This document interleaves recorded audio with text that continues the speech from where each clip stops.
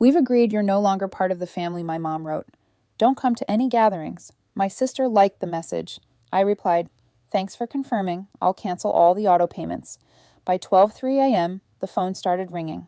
The notification lit up my screen at 9:23 p.m. on a Tuesday. I was in my apartment in Seattle halfway through a glass of wine and a documentary about ocean life when my mother's message appeared in the family group chat. We've agreed you're no longer part of the family. Don't come to any gatherings. My sister Melissa's name appeared immediately beneath it with a thumbs-up reaction. I stared at the words for a solid minute. My younger brother Tyler had been added to the chat but hadn't responded. The message sat there glowing in the darkness of my living room, and something inside me went perfectly still. This wasn't a surprise exactly. The tension had been building for months, ever since I'd refused to loan my mother another $15,000 to bail out Melissa's failing boutique. Since I'd stopped playing the role of family ATM.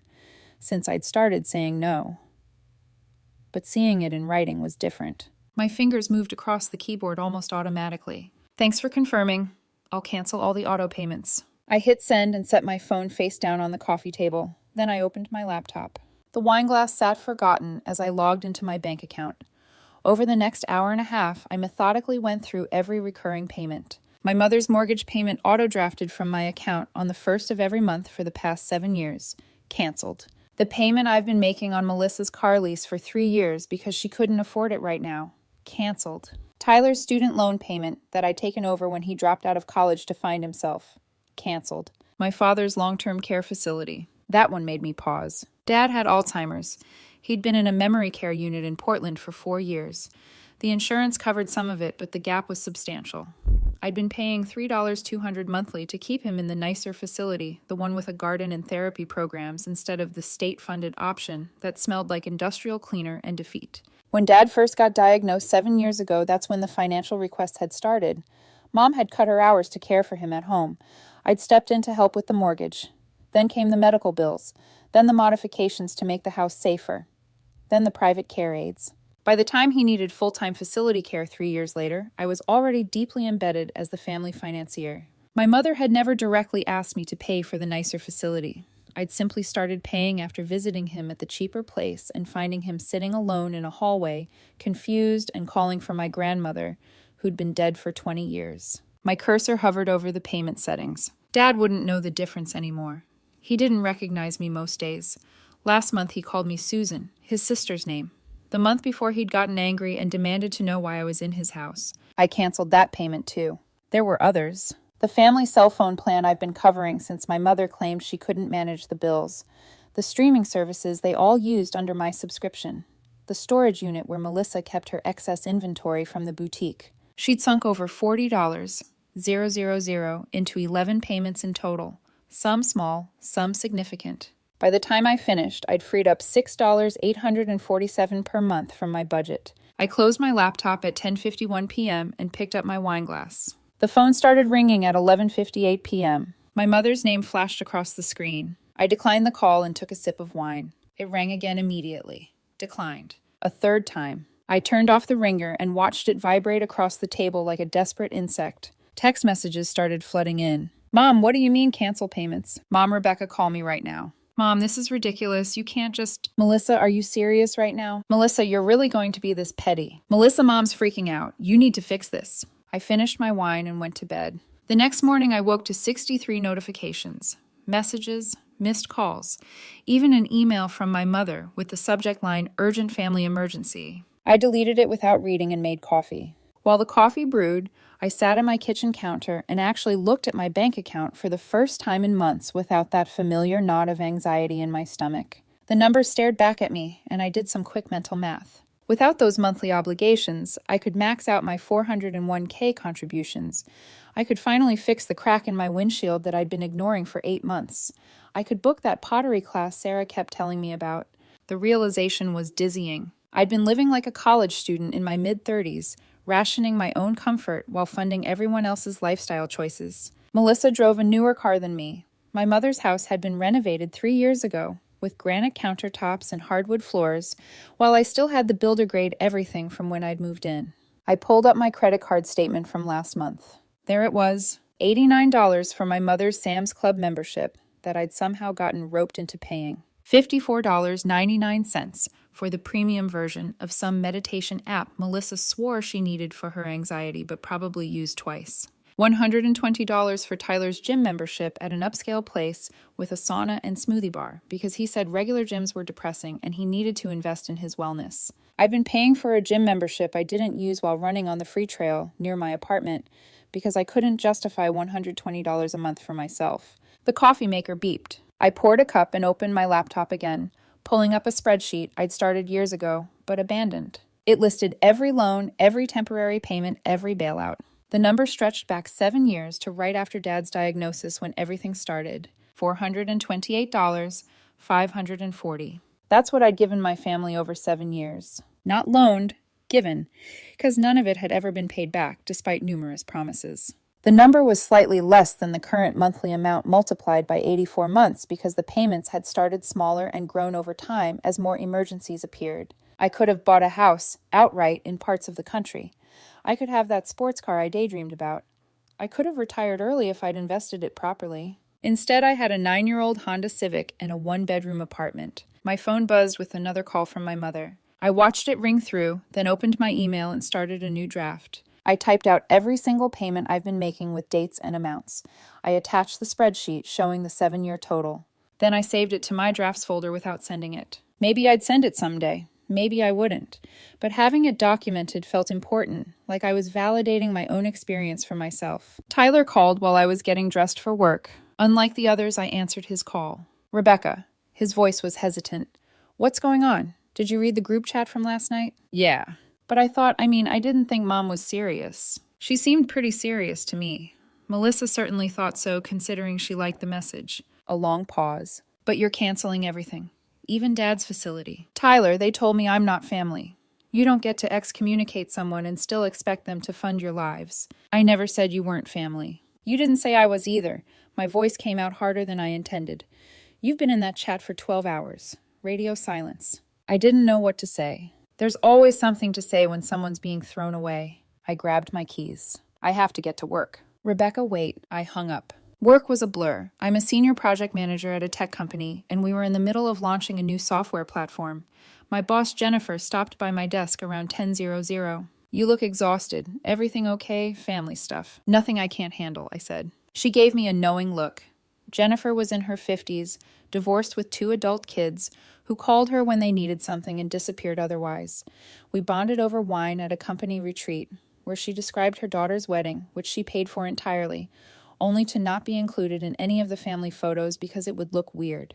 Take a long lunch if you need it, she said. I didn't take a long lunch. I worked through it because work was the one place where my value wasn't measured in dollar signs and what I could provide. Around 2:00 in the afternoon, my desk phone rang. The receptionist sounded apologetic. Rebecca, there's a woman in the lobby saying she's your sister. She doesn't have an appointment, but she's insisting she needs to see you. Should I tell security too? I'll come down. Melissa was pacing near the reception desk, dressed in the business casual attire she wore for her boutique work. Her eyes were red and her carefully applied makeup had smudged slightly. We need to talk, she said when she saw me. This is my workplace, Melissa. You won't answer your phone. Because I don't want to talk to you. Several people in the lobby were watching us now. The receptionist looked uncomfortable. I led Melissa outside to the small courtyard where employees ate lunch on nice days. You're going to ruin everything, Melissa said the moment we were alone. Mom's mortgage is due in 2 days. 2 days, Rebecca. And my car payment is your responsibility. I can't afford it. Then you shouldn't have leased a BMW. Her face flushed. I needed something reliable for the boutique for transporting inventory. You needed a reliable car, not a luxury vehicle you couldn't afford without my help. This is so typical of you, she snapped, looking down on everyone from your high horse. The accusation was so absurd I almost laughed. I've been paying your bills for 3 years. How is that looking down on you? You've been holding it over my head. Every time I see you, I can feel you judging me. Poor Melissa can't get her life together. Poor Melissa needs Big Sister to rescue her. Is that really what you think, that I enjoyed being your ATM? You like being needed, she shot back. You like being the successful one who had it all figured out while I struggled. Something clicked into place. You resent me. Of course I resent you. The words burst out of her. Everything's always been easy for you. School, career, money. You've never had to struggle for anything. Do you know what it's like being your sister? Being compared to you constantly? Easy. My voice rose, despite my intention to stay calm. You think it's been easy? I worked 2 jobs through college while you partied with Dad's life insurance money. I studied every night while you were out with friends. I took my career seriously while you bounced from one passion project to another, always with your hand out for funding. See, there it is. The judgment. It's not judgment, Melissa. It's reality. I made choices. You made different choices, but you wanted to make your choices and have me pay for the consequences. We're sisters. I'm yours. But you liked that message Mom sent last night. You endorsed it. You agreed I wasn't family anymore. Her face crumpled. I was mad. You embarrassed me at my birthday. I said no to a loan request at a restaurant, quietly. You're the one who made a scene. We stood in silence for a moment. A group of my coworkers passed by carefully, not looking at us. What do you want me to say? Melissa finally asked. Nothing. I don't want anything from you. Then why are you doing this? I'm not doing anything. I'm simply stopping doing something I should never have started. I checked my watch. I have a meeting in 15 minutes. You need to leave. Rebecca. Go home, Melissa. Figure out your own life. I'm done figuring it out for you. I walked back into the building without looking back. My phone kept buzzing. I silenced it completely and put it in my drawer. When I finally checked it after my 4:00 meeting, there were 127 new notifications. Most were from my mother and Melissa, progressively more frantic and angry. But there were also messages from people I hadn't heard from in years. My Aunt Patricia, your mother told me what you did. How could you be so cruel? My cousin Jenny, really, Rebecca, your own father. Uncle Mark disappointed in you. Family takes care of family. Apparently, my mother had gone scorched earth, calling every relative with her version of events. The one where I was the villain, who had abandoned them out of nowhere. Not the daughter who'd been systematically bled dry for years and then discarded when I set boundaries. Melissa called from a number I didn't recognize. I answered without thinking. You vindictive? Hello to you too, Melissa. Do you have any idea what you've done? Mom can't make her mortgage payment. My car is going to be repossessed. Tyler's loan is going to default and destroy his credit. Sounds like you all have some financial planning to do.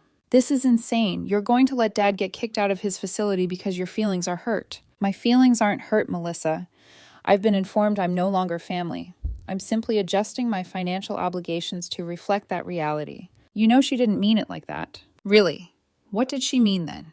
Because her words were pretty clear. So was your endorsement of them. Silence on the other end. We can fix this, Melissa finally said. Mom will apologize. I don't want an apology. Then what do you want? Nothing. I don't want anything from any of you anymore. The realization hit me as I said it. For the first time in my adult life, I wanted absolutely nothing from this family. Rebecca, I hung up. That evening I did something I hadn't done in months. I went out with friends. Real friends, not family obligations. My college roommate Sarah and 2 women from my hiking group met me at a tapas place downtown. I told them everything over plates of patatas bravas and grilled octopus. Holy, Sarah said when I finished. What are you going to do? Nothing. I'm done. Your mom's really going to lose her house. She's not going to lose her house. She's going to have to make the mortgage payment herself like an adult. Or she'll downsize. Or she'll get a job that pays more than her part-time bookkeeping gig. She has options. They just all require her to be responsible for her own life. My friend Kate from the hiking group raised her glass. Good for you. My brother pulled something similar last year, and I finally cut him off.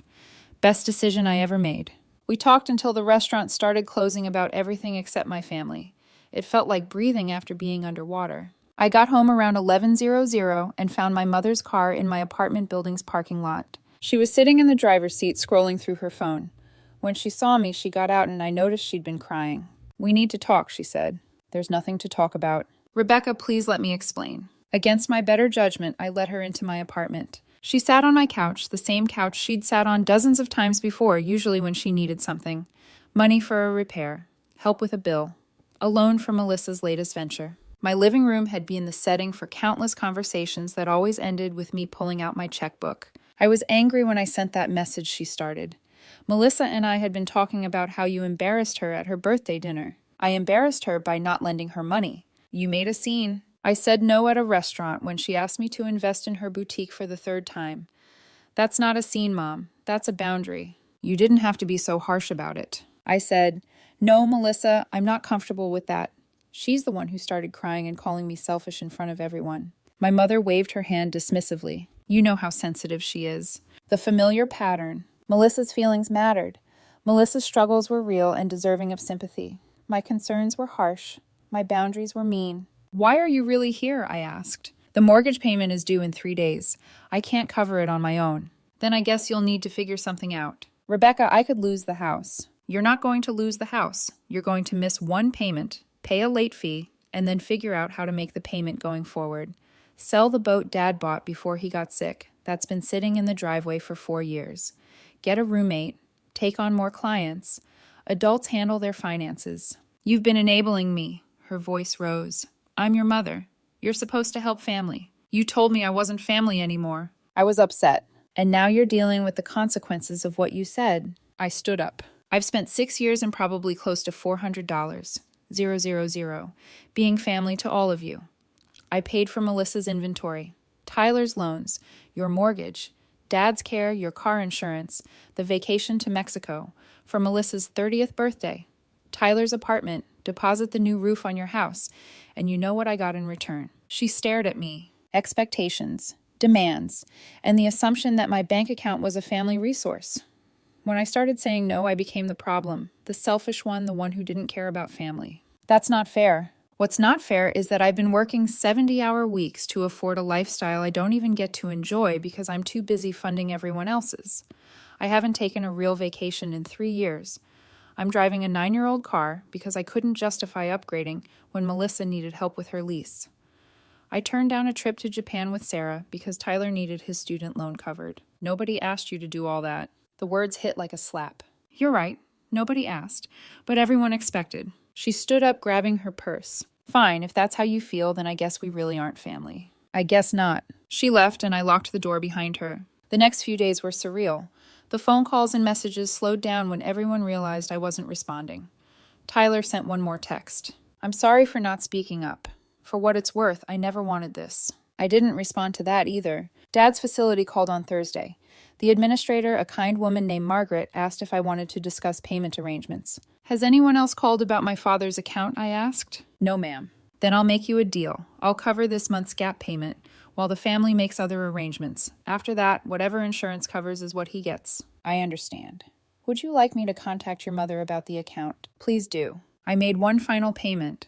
Not for my mother, not even really for my father, who wouldn't understand the difference, but for myself, so I could know I'd given them time to figure it out. A week later, Margaret called again to let me know my mother had contacted them and set up a payment plan for the reduced facility rate.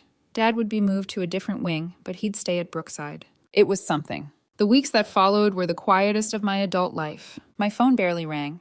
The group chat was muted. I heard through Tyler, who eventually broke his silence to tell me that Mom had taken on 2 more bookkeeping clients, and Melissa had gotten a job at Nordstrom to supplement her boutique income. Dad got moved to a different facility, Tyler said during one of our careful, rebuilding trust phone calls.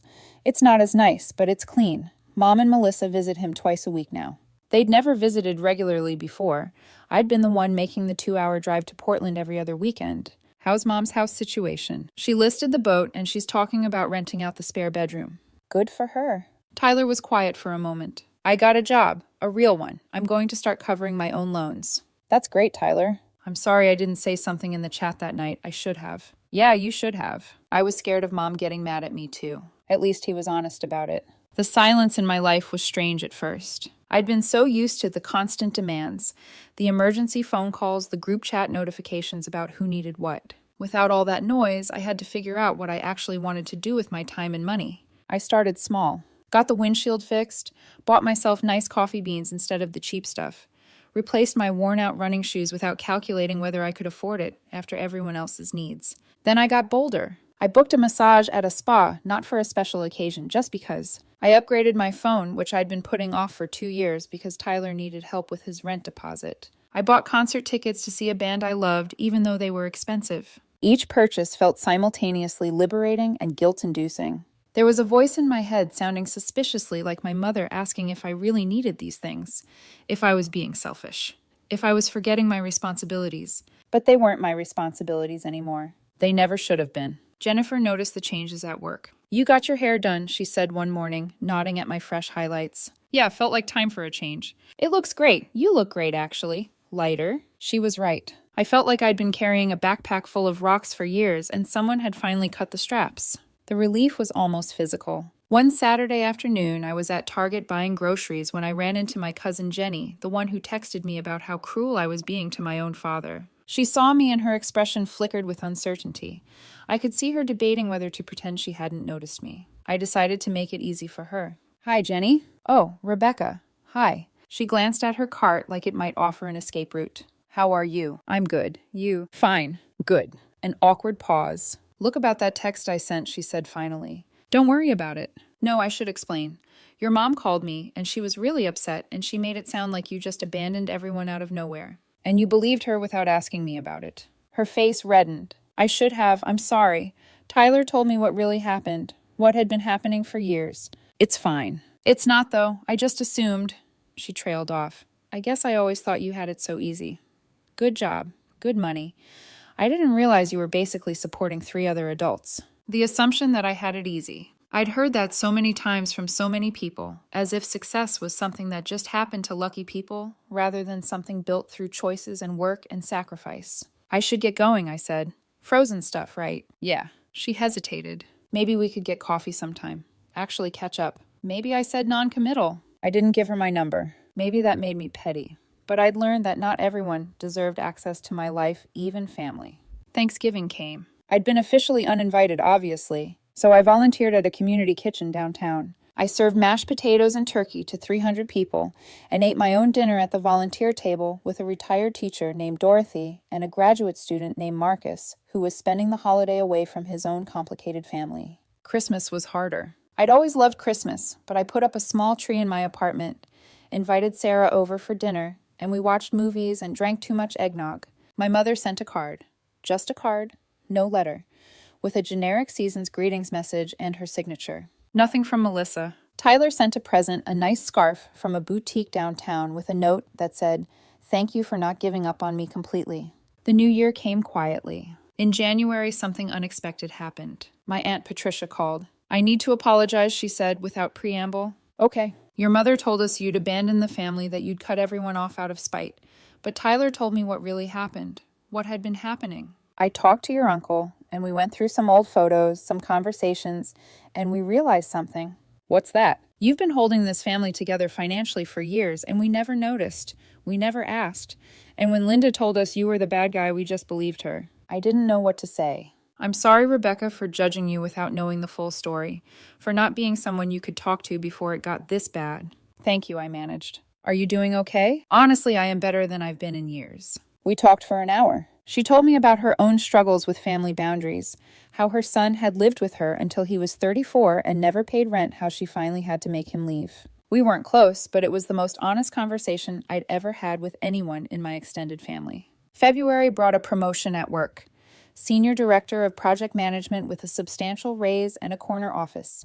Jennifer took me out for celebratory drinks. "You seem different," she said. "Lighter." "I feel different. Whatever you did with your family situation, it's working." In March, I booked the trip to Japan I'd delayed for years.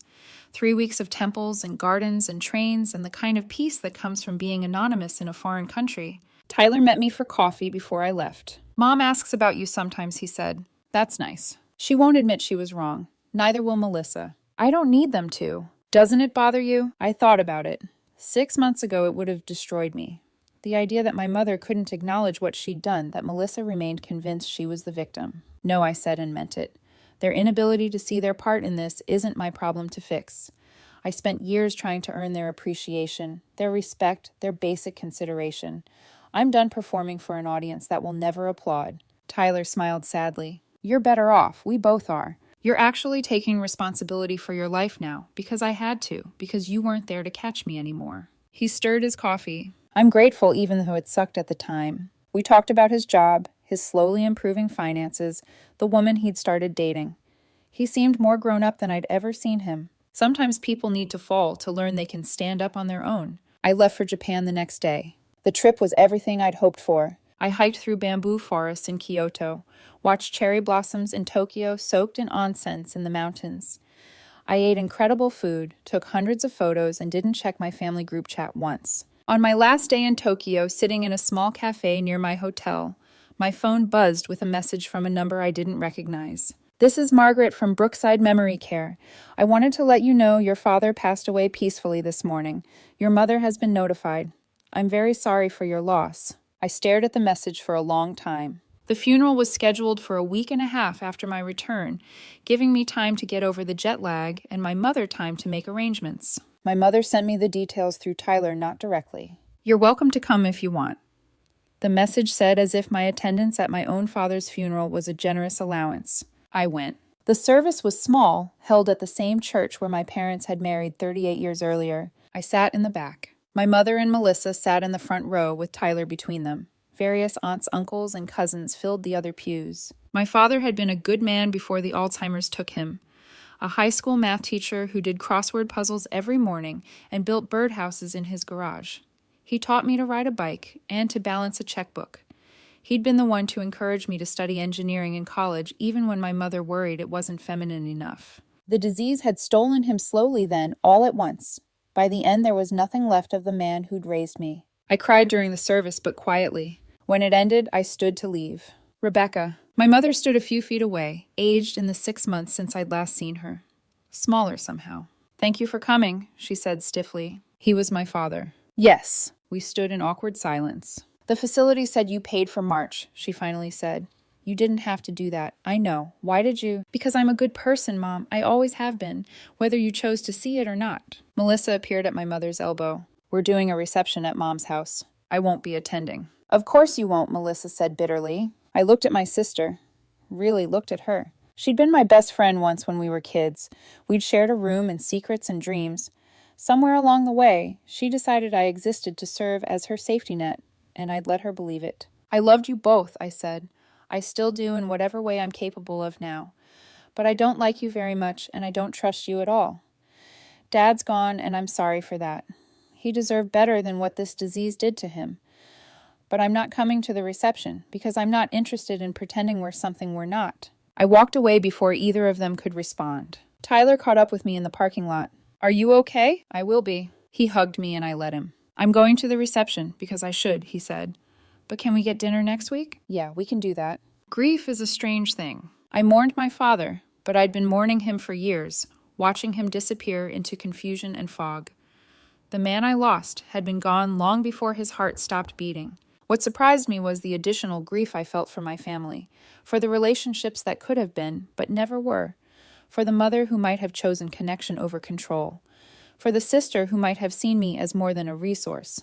But grief and guilt aren't the same thing. I was sad, but I wasn't sorry. Spring turned into summer. I went on dates with a software engineer named David, who made me laugh and didn't ask to borrow money. Sarah and I planned a weekend trip to the San Juan Islands. Work continued to be fulfilling in ways I'd forgotten were possible. My life, it turned out, was pretty good when I wasn't lighting myself on fire to keep other people warm. In September, a little less than a year after that initial message, my mother texted me directly. Can we talk? I considered not responding, but curiosity won out. About what? About everything. I'd like to apologize. Really apologize. We met at a neutral coffee shop halfway between Seattle and her house. She looked older, more uncertain. She ordered a latte and didn't touch it. I've been in therapy, she said.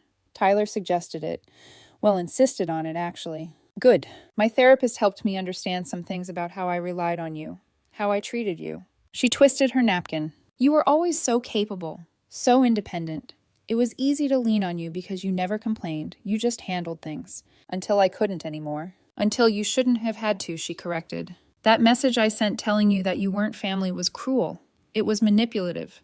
I was angry that you were setting boundaries, and I lashed out in the worst way possible because I thought it would bring you back in line.